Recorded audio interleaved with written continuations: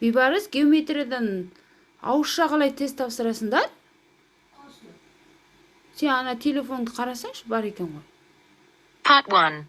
First, you have some time to look at questions 1 to 3.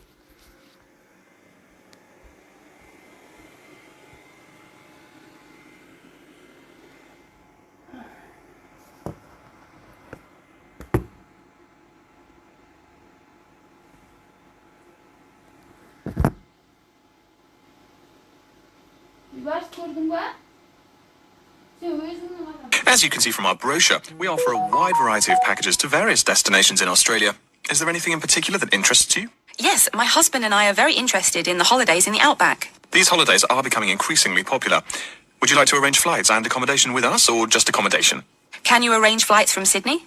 Certainly. Okay, flights and accommodation then. Right, you said that you wanted to travel next month. Which date would you prefer? I should point out that there are no daily flights available, so if you have a flexible itinerary, that's better. Well, we arrive in Sydney on the 15th of April, and we were thinking of travelling to the outback on the 18th of August. April. Okay, there's only one flight from Sydney to Alice Springs on the 18th, so I'll book you on that. It leaves at 10 in the morning, which is quite convenient. Shall I book 2 seats for you? Yes, please. As for your stay in the outback, you can see from the brochure that we offer 3 packages: budget, standard and luxury. The budget package is about 500 Australian dollars, the standard package is about 700, and the luxury one is approximately 1,000, though it does depend on exactly what you would like regarding extras. Which one would you prefer? Well, we can't decide between the budget and standard options. Well, actually, just looking at my computer here, on the date that you want to fly into Alice Springs, there is no standard accommodation available. It's fully booked, I'm afraid. That's okay. We think that the cheapest one should be fine for us. We don't mind roughing it for a few days, and we don't expect to be spending much time at our accommodations. We prefer the outdoors. Right, let's look at the room options. Before you hear the rest of the conversation, you have some time to look at questions 4 to 10.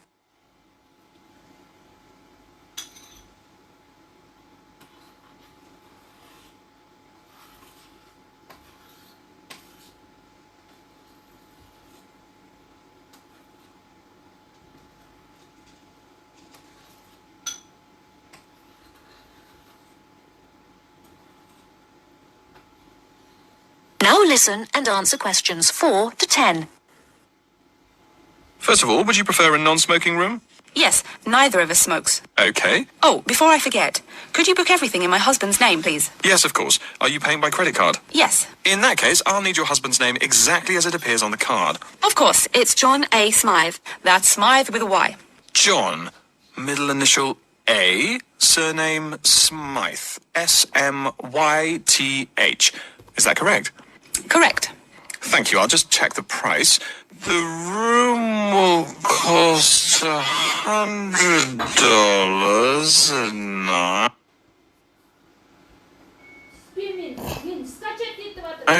Plus $10 tax, so $110 per night in total. Is that okay? Yes, that's fine. Book us for 3 nights, please. Most of the guests like to participate in some special activities and trips while they are staying in the outback. Is there anything that interests you and your husband? Yes, there are several things we'd like to see and do. We'd definitely like to visit the cultural centre. Yes, that's very popular. It's within walking distance of the accommodation and it's free. It's also a great place to pick up souvenirs of your trip. We were thinking about visiting one of the nearby farms. There are 2 farms nearby, a sheep farm and a kangaroo farm. There is also an opportunity to ride camels in the desert. Have you ridden a camel before? No, but it sounds like fun. Could you give me some more details about the kangaroo farm and the camel ride? Certainly. The kangaroo farm includes information on how the animals are raised, whilst the camel ride provides information on desert flora and fauna. Which would you prefer? You can arrange to see the kangaroos in the wild if you like, rather than on a farm.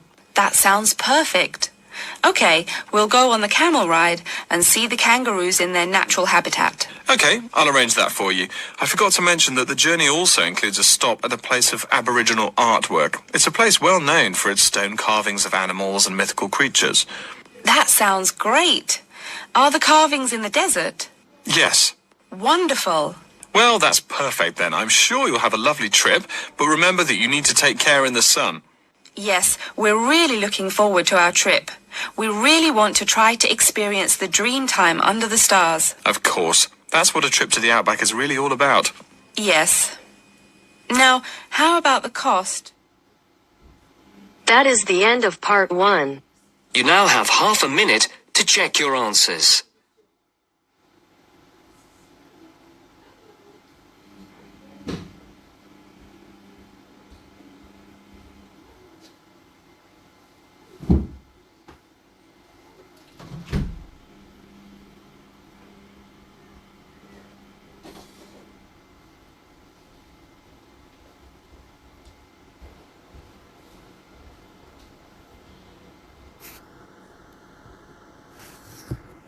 Now turns to part 2.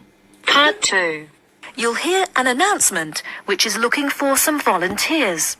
First, you have some time to look at questions 11 to 15.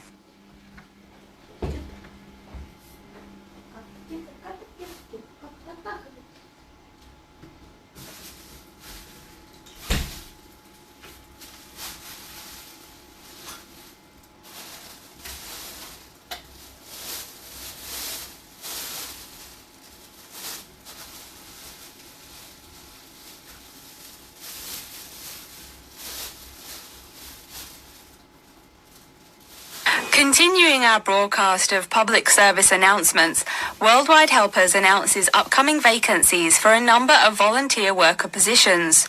All applicants must meet the following requirements. First of all, applicants must be over 18 years of age. The company apologizes, but there can be no exceptions to this rule. Second, persons interested in these positions may not have police records. Minor traffic offences like a parking ticket are, of course, no problem. But, and I quote, past and present drug users and sex offenders need not apply. The employer will, of course, check with the police to verify your clean record. In addition, applicants must supply references from past or present employers or teachers along with their recent CV. These references must testify as to the applicant's work habits and/or character. Remember, these are references from employers or teachers. A note from your dear old mum won't do. Worldwide Helpers assures me that they will contact these references to confirm they are genuine. Although all positions are volunteer, the employer will reimburse some of your expenses.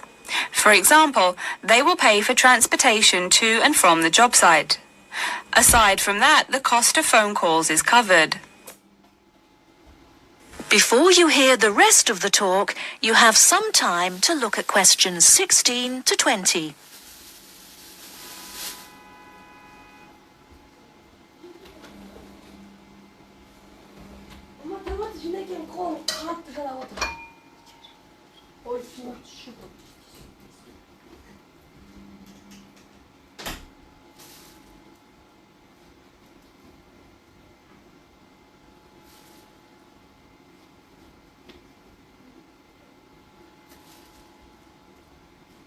As for the positions themselves, there are 3 types.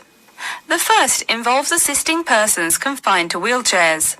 For this position, volunteers must be physically fit and in excellent health. They must be able to lift at least 150 pounds. They should also have a current first aid certificate from the Red Cross.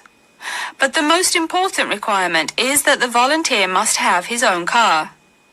On Tuesday afternoons, the volunteers take their clients to various scenic spots around the city to experience and enjoy nature. If you don't drive, but you'd still like to get involved, the centre has a number of openings for people to read to the blind. Readers must, of course, read English clearly. Persons with no foreign accent are preferred. For these positions, you must be available on Monday mornings. Oh, wait, I see a note here. There is one opening for someone who can read Urdu. Apparently, there is a Pakistani blind person who'd like to hear his or her native language. But the other positions are all in English. And finally, there are a limited number of volunteers needed to care for disabled children. I'm sorry, but the information I've been given does not say how many children or what disabilities they have. In any case, you are needed to care for the children for 1 week in August. Apparently, this will be at the close of the summer holiday.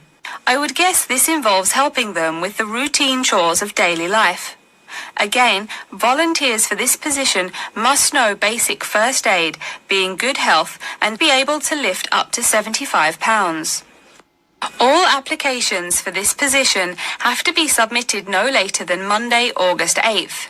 Applications may be made either by regular postal service, the snail mail, or by email.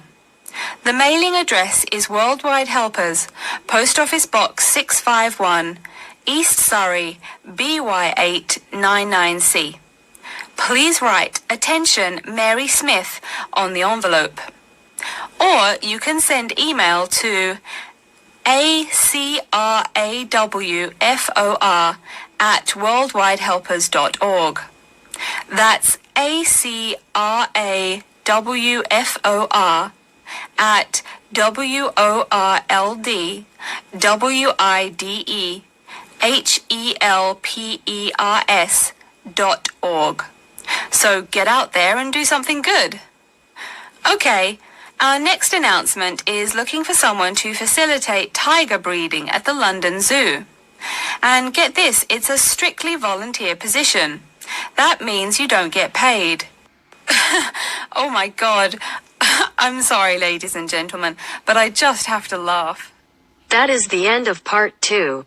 You now have half a minute to check your answers.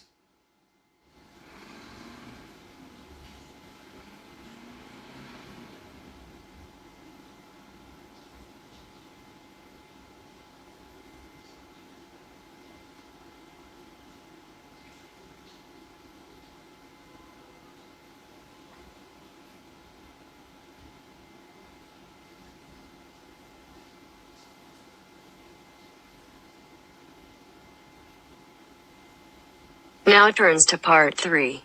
Part 3.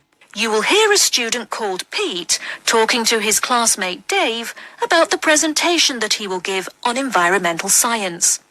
First, you have some time to look at questions 21 to 25.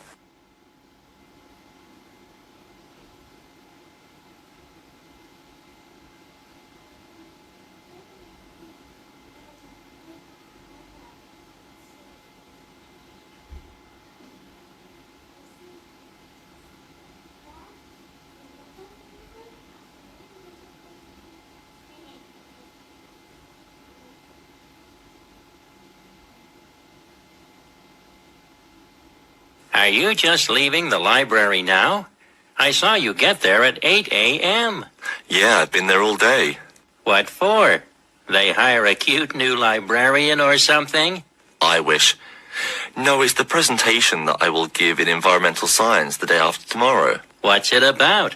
I heard you were really excited about the class. And Dr. Schnee also calls you for the arcane questions, as he calls them. It's about environmental damage in the Yucatan. Excuse me, what? Or is that where? The Yucatan.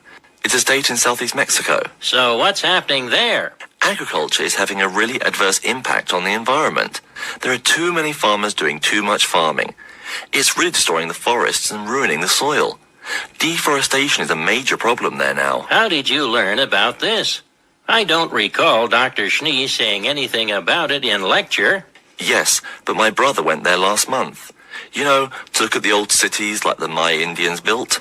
That's what first got me interested. Your brother Tom? No, Dick, Harry's twin.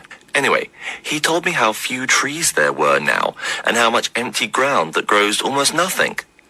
He said the place looked more like the desert than jungle in some parts. It brought environmental damage, so I started looking for materials in the library. Here, look at this magazine. What's in it? It's an old issue of National Geographic. It includes interviews with tourists who have been there in the past few years. It's pretty bad. See the photos? I see the photos, but one or two photos don't prove anything. Then read what the article says. Right there. The first thing it points out is how soil samples show it's hard for anything to grow there. It says how an area of 21,000 square kilometers has lost most of its forest in the past 10 years. See, there are graphs. As the number of farmers increases, the acres of forest have decreased. It's an inverse relation.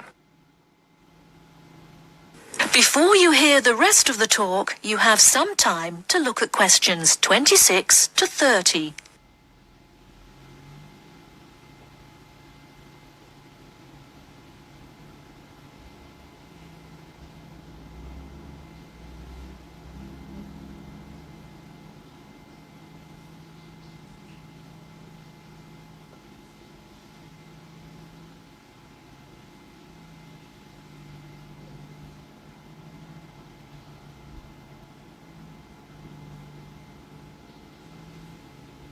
So, how big is that state?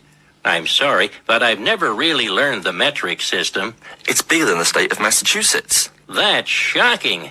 Anything else? There's lots of else. Scientists say there's a growing area of about 10.5 square kilometers where nothing can grow at all. It's like the beginning of a desert. Oh, yes. What Dr. Schnee called desertification. But why can't anything grow there?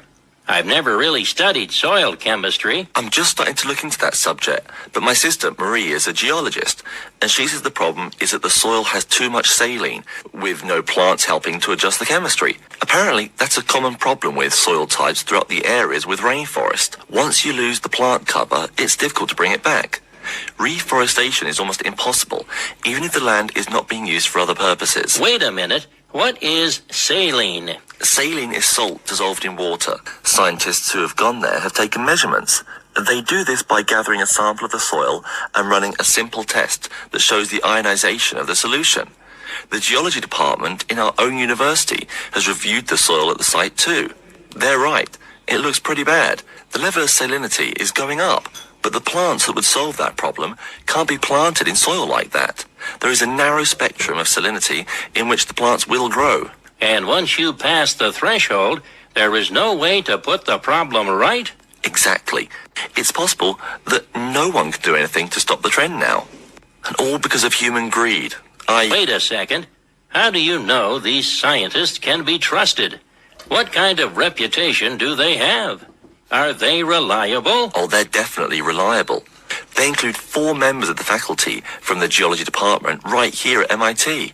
Here, study these photographs and check the damage yourself. That's what Dr. Horst, who wrote the book here, did. He's newly appointed, but Dr. Schnee said that he's brilliant. So, where are you going now? I'm headed over to the geography department to borrow a map for my presentation. You know, this whole problem could have been avoided. The farmers there in the Yucatan. Pete? What? Go take a break. Leave some studying for the rest of us. That is the end of part 3. You now have half a minute to check your answers.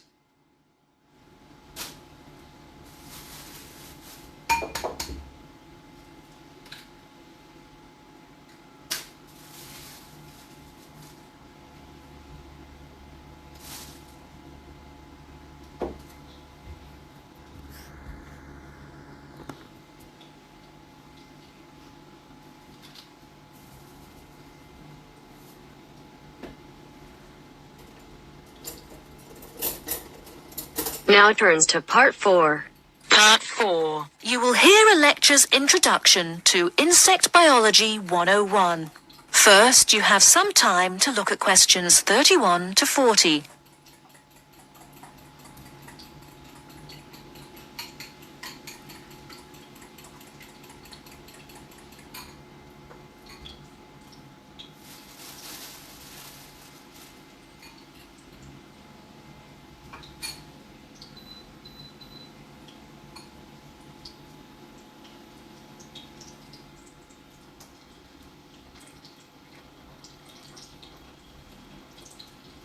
Good afternoon and welcome to Insect Biology 101. I'd like to begin this course with a few remarks about good insects and bad ones. Bugs are all around us, and that's both a benefit and an annoyance, sometimes maybe even serious harm. First, let's talk about the good things that insects do for us. Probably the most important insect for humans, and maybe for all other life, is the bee. Bees help plants in the process of pollination, and thus are necessary to most flowers and fruit-producing trees. That is, they carry pollen from male flowers to female. If it weren't for bees, we'd have very few food plants and no fruit either. In fact, there would be no we. No less a thinker than Albert Einstein pointed out that, without bees, humanity would be dead within a year or less. We'd starve. It's that simple. That should maybe make us just a little humble. A little less dramatic is the fact that bees also make the honey we eat. Moreover, they produce beeswax, which is useful in candles and is also used as a first-rate furniture polish. Sure, these may not be vital to our lives, but they can serve as reminders of how important bees are. That's a point I keep coming back to in this course. Though, in all fairness, I should point out that butterflies aid in pollination as well as bees. Now, here in Michigan, what's the worst part of summer? Yep, that's right, mosquitoes. But I'm talking about helpful insects, right? So let's look at the dragonfly first. If there were no dragonflies, there would be even more mosquitoes. Dragonflies mainly eat mosquitoes and also a few other insects. Yes, that's right. They don't just fly around, and they also help to eliminate harmful insects. So the next time you see a dragonfly, don't you dare kill it. Now, let's talk a little about those harmful insects. Take the mosquitoes I just mentioned as an example. Not so many years ago, mosquitoes here in America weren't just annoying, some were even deadly. They carried malaria and yellow fever. My own ancestor, the Confederate General John Bell Hood, lived through the worst battles of Civil War, only to die at age 38 from yellow fever. A pest, not a bullet. Well, besides the mosquitoes, in summer there is also a kind of insect that never seems tired. Right, that is the fly. Before I go on talking, I must mention an African fly called the tsetse fly, which feeds on blood and can cause serious diseases in the people and animals that it bites. Besides, it is still a bearer of sleeping sickness, which affects around 300,000 people every year in Africa, and can be treated only with toxic drugs that are hard to administer. Worse still, the drugs sometimes don't work. Other insects, of course, destroy food crops. In China, for instance, locusts continue to be a danger to the harvest in some areas. Less important, but still annoying, moths eat people's clothes and dust mites slowly destroy carpets. Worse, but still in the home, termites or white ants eat wood, the wood of your house. If they are not stopped, they can eventually destroy the whole building. Usually they seriously damage a building before anyone even notices them. So, as we all know, insects can be a real trouble. So, what to do? You can go ahead and start killing harmful insects. In the early decades after the Communist Revolution in China, Chairman Mao encouraged the people to swat every fly they could see. Slogans on the walls of buildings called them little capitalists. But flies reproduce too quickly for this to be a long-term solution.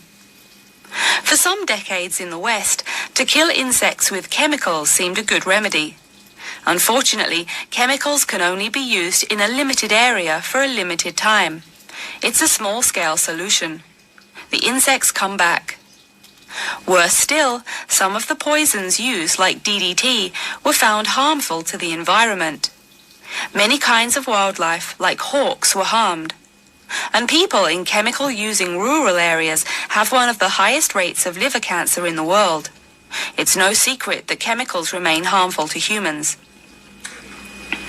Like all species, insects adapt to their changing environments at an amazing rate. When a new chemical is introduced to their habitat, the insects that survive are generally the ones with some way of resisting the harmful effects. They then breed with the other survivors, and just like that, insects become resistant to most poison in a few generations. An insect generation, remember, is a couple of months at most. So again, we have to ask, what to do? Well, there are biological solutions. Some of these are pretty simple. One is destroying the insect's habitat. You take away their home or food. Cleaning your kitchen is the best way to prevent roaches. No garbage, no food. Getting rid of marshes and swamps eliminates mosquitoes. Other solutions might include bringing in dragonflies or bats in areas where mosquitoes are many. This is a cheaper alternative to chemicals. Biological methods like this also bring no extra pollution to the environment. But you have to be careful. If you change the environment too much, you might be hurting other forms of life accidentally. One recent method of controlling insect populations involves interrupting their breeding cycle. What does that mean? It means birth control for bugs. Insects are provided with food that makes them unable to reproduce. Since they can't have babies, the population disappears, or nearly so. And since no young are born, resistance is not a problem, with no young insects developing increased resistance. Interrupt the life cycle, eliminate the bug. It's clear that we must have an understanding of the life cycle of the insect. At least, that's the plan. We'll go into more detail as the course goes along. Now, I will stop here to see whether you have any questions or not. That is the end of part 4. You now have half a minute to check your answers.